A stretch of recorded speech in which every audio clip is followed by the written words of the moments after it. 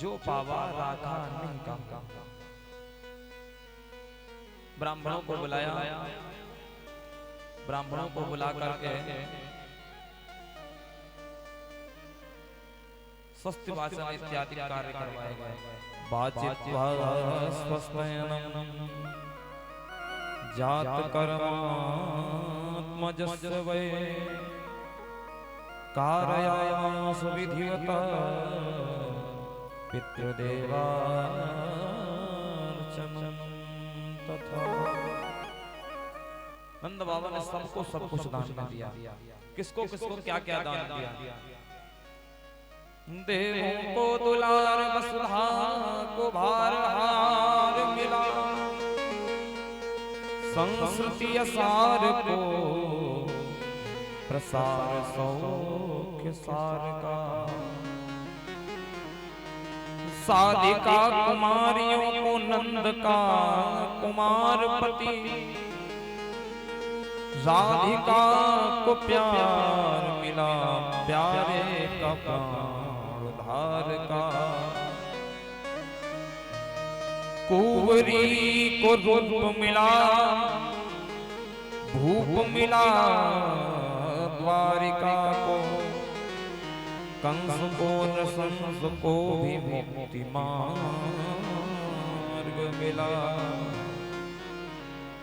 नंद को आनंद मिला, यशोदा को नंदन था, अकथ आनंद ला कृष्ण जगतार का। सभी को सब कुछ मिला, जिसने जो कुछ मांगा। क्यों? जब वृद्धावस्था में पुत्र प्राप्त होता है तो भाव दूसरा ही होता है। जो व्यक्ति 80 वर्ष का हो जाए, 80 वर्ष के होने के बाद में अगर पुत्र की प्राप्ति हो तो हर्ष अलग ही होगा। नंद बाबा ने खूब दान किया। धीरे धीरे समय व्यतीत होता चला गया। कंस ने जिस समय आकाशवाणी सुनी परीक्षित की, उसमें इतना चिंतित हो गया, विचार करता है कि हमने इतनी सुरक्षा की, कितने पहरेदार बढ़ाए, कारागार में डलवाया देवकी और वसुदेव को, लेकिन फिर भी हमारा काल गोकुल में पहुंच गया। कैसे पहुंच गया?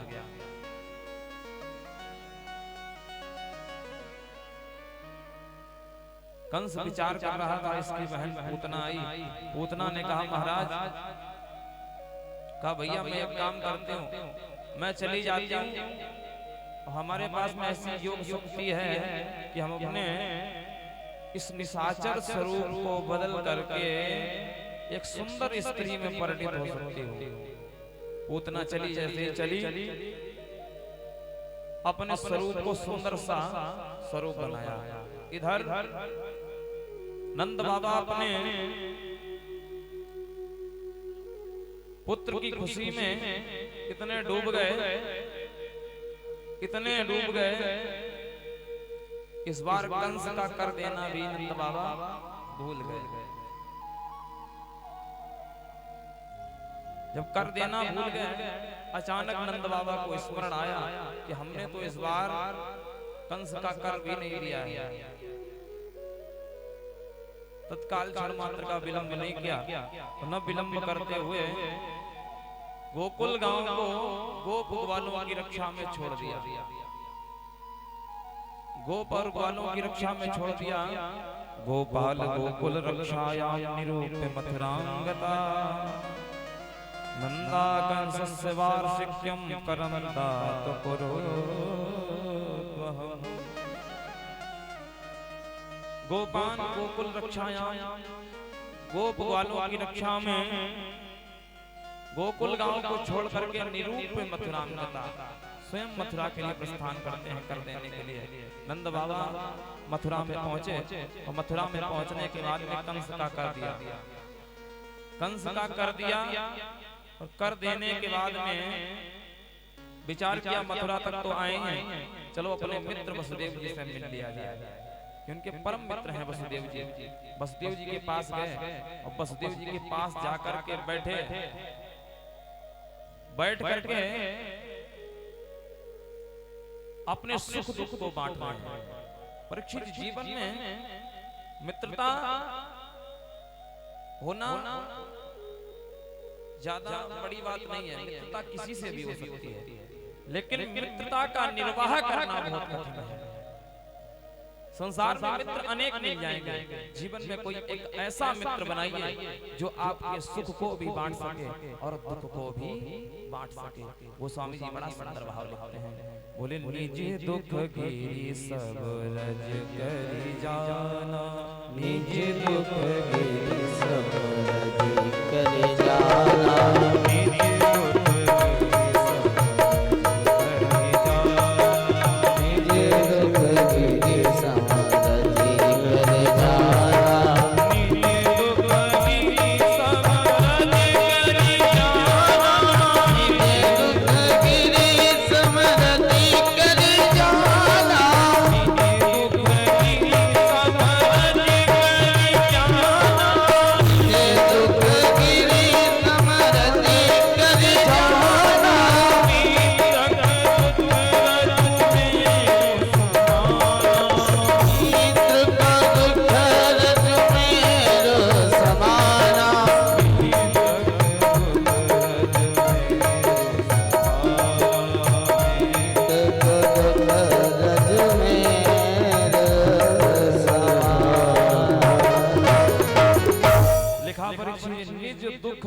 सब रज करी जाना।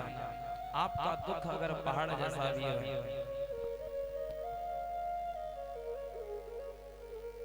तो भी उसको छोटा समझो, अगर आपके मित्र का दुख पहाड़ जैसा भी है तो भी उसको हिम्मत बनाइए, अरे ये तो छोटी सी बात है। अगर मित्र के ऊपर दुख आ गया तो आप अगर उसको हौसला बनवा दोगे, हौसला बढ़ाएंगे अगर उसका, तो वो फिर वो हारेगा नहीं, जीतेगा ही जीतेगा।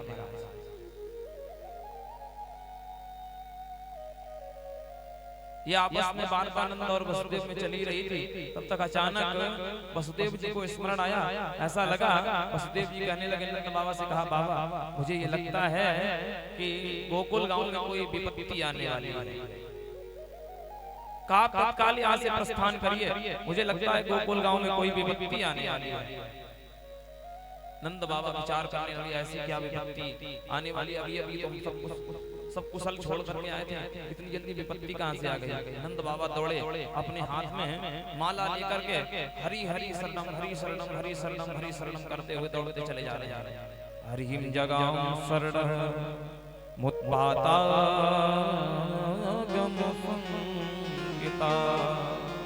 नंद बाबा हरि शरणम करते हुए दौड़ते चले जा रहे हैं। नंद बाबा गोकुल नहीं पहुंचे, तब तक परीक्षित जी भगवान कन्हैया की मौसी पहुंच गई। कहाँ? गोकुल गांव। कन्हैया की मौसी पहुंच गई। पूतना जैसे ही पहुंची, अपने स्वरूप को अच्छा सा बनाया, अच्छा स्वरूप बना करके अपने हाथ में बधाई का पात्र लेकर के पूतना चली। जाकर के यशोदा के महलों के बाहर से आज आवाज लगाई, अरे यशोदा सुनती हो? यशोदा दौड़ करके आई, देखा स्त्री को, जैसे ही देखा यशोदा चंभे में पड़ गई, मैंने इस स्त्री को कभी नहीं देखा, लेकिन ये स्त्री आज हमारे दरवाजे पर कैसे आ गई? यशोदा मैया विचार करती हूँ, अगर इससे पूछूंगी तो इसको बुरा लग जाएगा। यशोदा मैया ने नहीं पूछा, यशोदा मैया ने नहीं पूछा। पूतना कहने लगी, बहन मुझे थोड़े समय मिला है, क्षमा करना।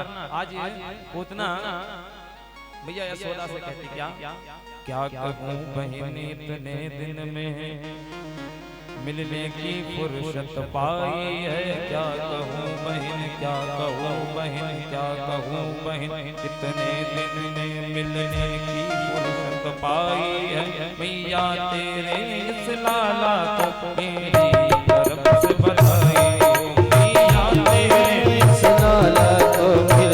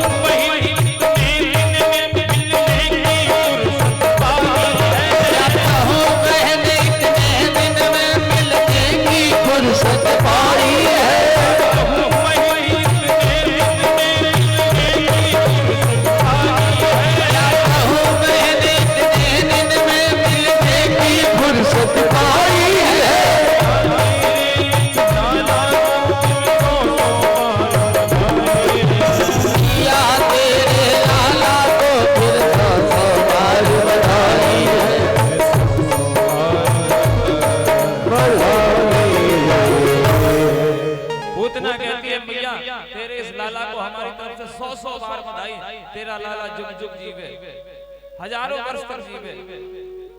मैया यशोदा ने कहा बधाई तो बाद में दे दिए, पहले जाके लाला के दर्शन कर ले। अंदर गई, पूतना ने प्रवेश किया, जाकर के पालने के पास पहुंची। पालने के पास परीक्षित जी जिसमें पूतना पहुंची है, तो भगवान ने देखते ही इसको जैसे ही देखा, भगवान ने अपने नेत्र बंद कर लिए। परीक्षित जी महाराज ने हाथ जोड़ करके प्रश्न किया, कहा एक बात बताइए सरकार, पूतना को देखते ही भगवान ने अपने नेत्र बंद क्यों कर लिए? अब विचार करने की बात है, भगवान ने अपने नेत्र बंद क्यों किए? क्या चीज? हाँ अभी हम बता रहे हैं आपको। बताया पूतना है वासना। सुखदेव जी महाराज कहते हैं परीक्षित जी, पूतना है वासना, और भगवान की दृष्टि वासना पर जैसे ही पड़ेगी तो वासना हट जाएगी, असली स्वरूप आ जाएगा। तो भगवान मानो इसलिए देखना नहीं चाहते हैं कि इसका असली स्वरूप आ जाएगा, सब यही मारना पड़ेगा इसका। दूसरे संत ये लिखते हैं क्या, भगवान ने अवतार लिया है इसलिए दुष्टों का संहार करने के लिए, और दुष्टों का संहार करने के लिए अवतार धारण किया है। भगवान ने जन्म ही लिया है, तो भगवान अपनी मौजी से ही मारना प्रारंभ कर रहे हैं। भगवान मानो नेत्र बंद करके मंगलाचरण कर रहे हैं। एक संत अपना भाव देते हैं कि पूतना अपने स्तनों में कालकूट नाम का विष लगा करके आई है। भगवान यहाँ तो माखन मिश्री खाने के लिए आए हैं, माखन मिश्री खाने के लिए प्रभु आए हैं, और ये कालकूट नाम का विष लगा करके आई है, ये मुझे विष लगा करके मारना चाहती है। भगवान मानो भोले बाबा को याद करने का, आपको विष पीने की आदत है। अनेक अनेक संतों ने अपना अपना भाव दिया। पूतना ने साधारण सा बालक समझ करके अपनी गोद में उठा लिया और अपना स्तनपान कराने लगे। जैसे कि स्तनपान कराने लगे, भगवान बोले कोई बात नहीं, पहले दुग्ध का पान किया, फिर रक्त का पान किया। रक्त पान करने के बाद में भगवान ने अब तो उसके प्राणों का ही परीक्षित जी पान करना प्रारंभ कर दिया। जब प्राणों का पान करना प्रारंभ किया प्राण निकलने वाले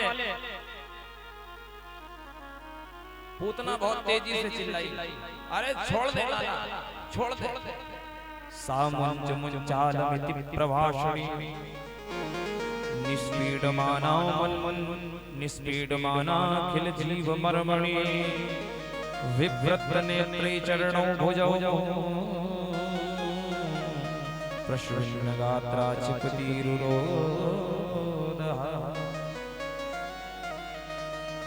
सामुंच मुंचालमिति प्रभाषणी निष्पीड माना खिल जीव मर्मणि, उसके मर्म स्थलों में जब कठोर पीड़ा होने लगी, पूतना चिल्लाई, अरे लाला छोड़ दे, छोड़ दे। भगवान कहते हैं देखो हम जिसको एक बार पकड़ लेते हैं उसको छोड़ते नहीं कभी भी, उसका बेड़ा पारी कर देते हैं।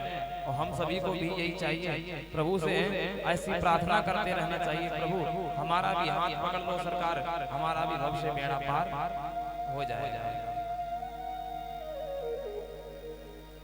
सरकारी संसार में मैं सभी को देखता रहूं, उन सभी की भीड़ से सरकार में आपको भी, आपका भी अगर दर्शन करता रहूंगा तो सरकार मेरा भी उद्धार हो जाएगा। पूतना आज भगवान से कहती, प्रभु हमारा तो रिश्ता आपका जन्मों जन्मों से है, मैंने आपसे बहुत पहले वरदान मांगा था। तो पूतना आज क्या कहती है प्रभु से, प्रभु मेरा तो रिश्ता सांवरे जन्मों का आपसे, झुकता रहेंगे सर सदा चरणों में आपके। ईश्वर से यही प्रार्थना करते रहना चाहिए, प्रभु जब भी ये सिर झुके तो आपके दरबार में झुके सरकार, किसी के सामने झुकना नहीं चाहता। पूतना आज भगवान से कहती, प्रभु मेरा तो रिश्ता सांवरे, मेरा तो रिश्ता सांवरे जन्मों का आपसे, मेरा तो रिश्ता सांवरे होठों से, मेरा तो रिश्ता सांवरे जन्मों का आपसे, मेरा तो रिश्ता सांवरे जन्मों का आपसे, झुकता रहेंगे सर सदा, झुकता रहेंगे सर सदा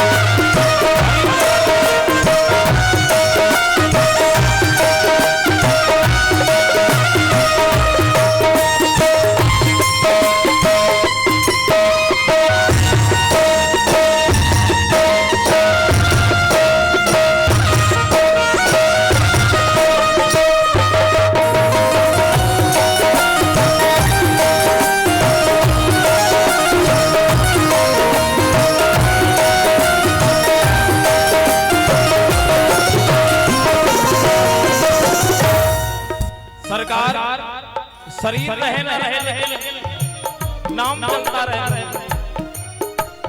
मन के बिना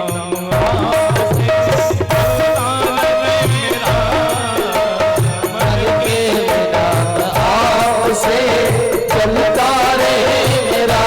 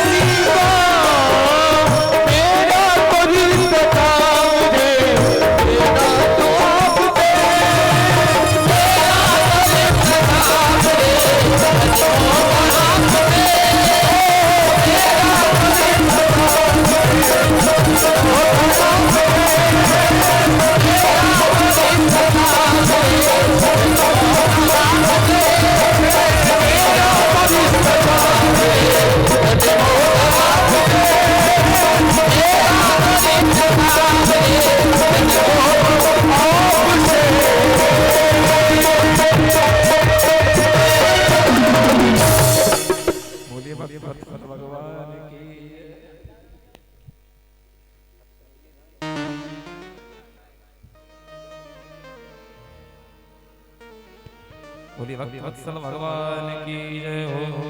श्री कृष्णचंद्र भगवान की जय हो। जय जय श्री राधे। जिस समय भगवान ने पूतना को पकड़ा, पूतना चिल्लाई छोड़ दो महाराज। भगवान ने नहीं छोड़ा। पूतना अपने असली स्वरूप में आने वाली थी कि पूतना यशोदा जी के महलों से निकली और निकल करके यशोदा कहाँ पहुंची? यशोदा जी कहाँ आज पूतना कहाँ पहुंची? जाकर के गोकुल गांव के बाहर भगवान ने उसके प्राणों का ही पान किया और प्राणों का पान करने के बाद में भगवान ने क्या किया? छोड़ दिया। भगवान उसके वक्षस्थल पर खेल रहे हैं। भगवान ने पूतना का वध कर दिया। बोलिए पूतना मर्दन भगवान की जय हो। भगवान ने जिस समय पूतना का वध किया, जैसे ही पूतना बता रहे जिस स्थान पर गिरी है परीक्षित जी, ऐसा भागवत जी में लिखा है जिस स्थान पर पूतना गिरी वहां से 6 कोस तक के वृक्ष धराशायी हुए।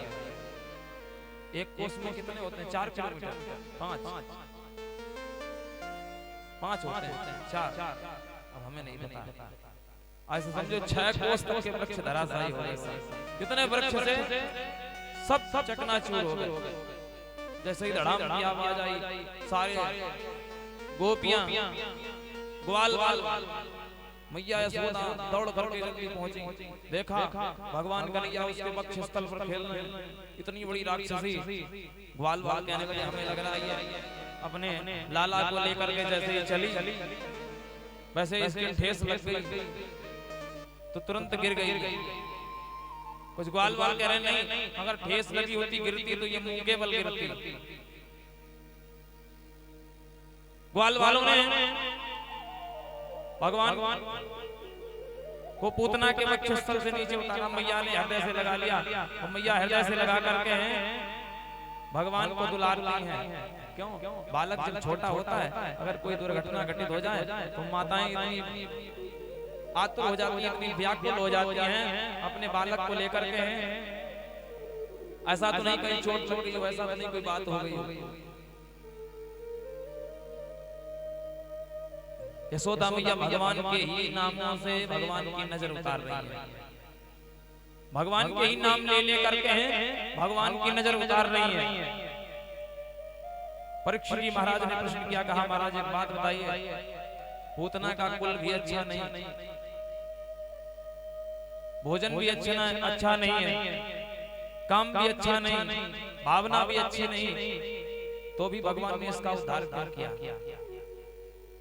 पूतना लोक बालनी राक्षसी रुधिरासना जिंघासयापि हरे स्तनं दत्त्वा अपसद्गतिम्। भगवान श्री सुखदेव जी कहते हैं, हे राजन, पूतना में एक सद्गुण नहीं था।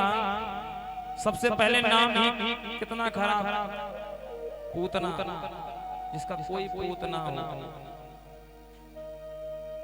नाम इतना खराब, काम भी अच्छा नहीं, भोजन भी अच्छा नहीं और भावना भी अच्छा नहीं।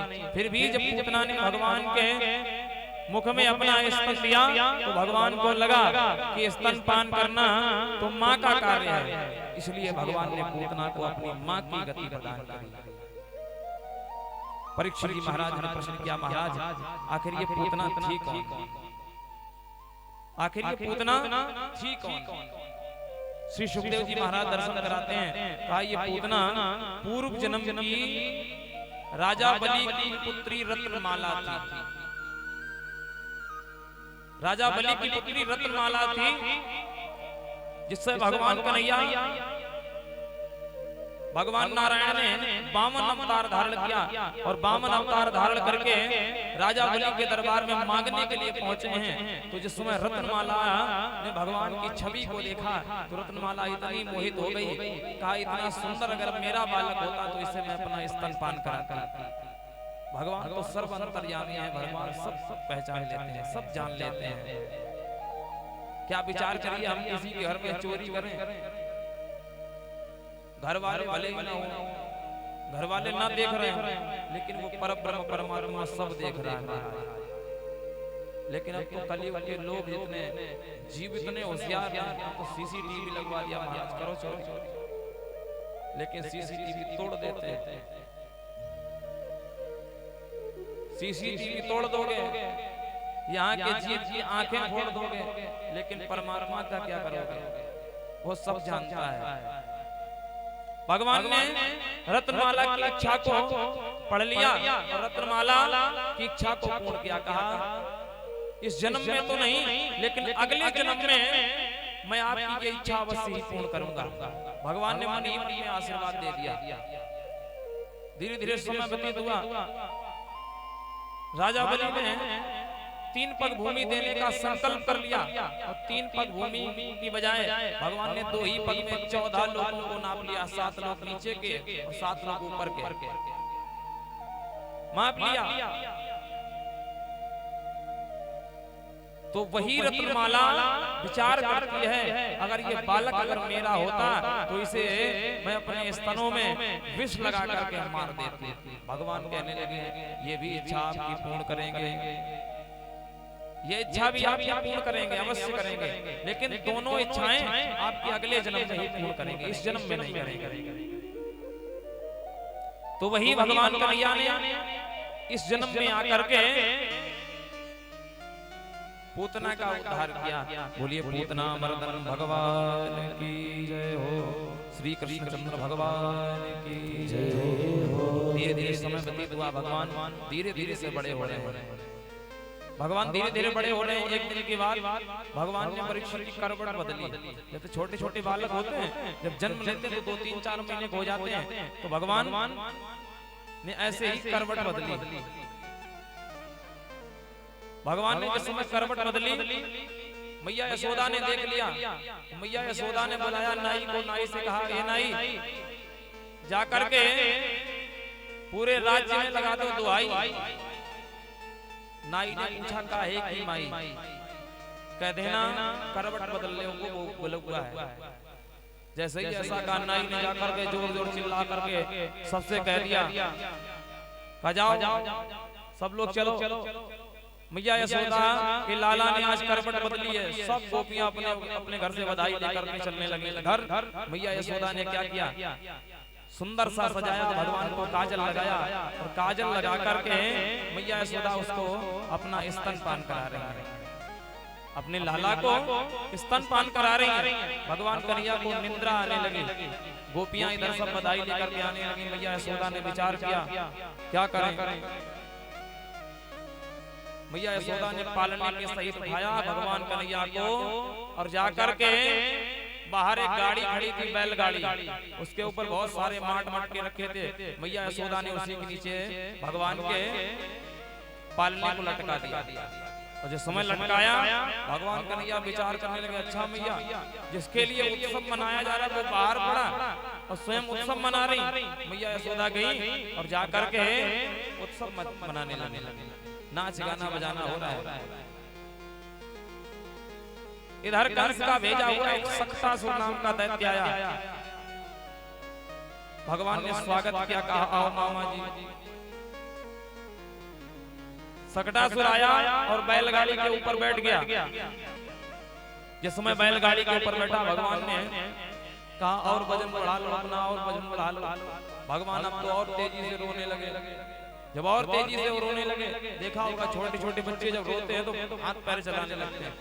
भगवान और हाथ पैर चलाने लगे। पैर का जैसे ही अंगूठा स्पर्श हुआ, जैसे ही बैलगाड़ी में, जैसे ही बैलगाड़ी में अंगूठा स्पर्श हुआ, आकाश मंडल में गई, जाकर के बैलगाड़ी आकाश मंडल से जाकर के शिलाखंड पर गिरी। सक्तासुर का तो तेन सा निधन गता गोविंदाय नमः। भगवान ने सक्तासुर का भी उद्धार कर दिया। तृणाव्रत आया, भगवान ने तृणाव्रत का भी उद्धार किया। धीरे धीरे समय व्यतीत हुआ। मैया यशोदा ने विचार किया, आखिर हमारे लाला का जन्म हुआ जब से इतने संकट क्यों आ रहे हैं।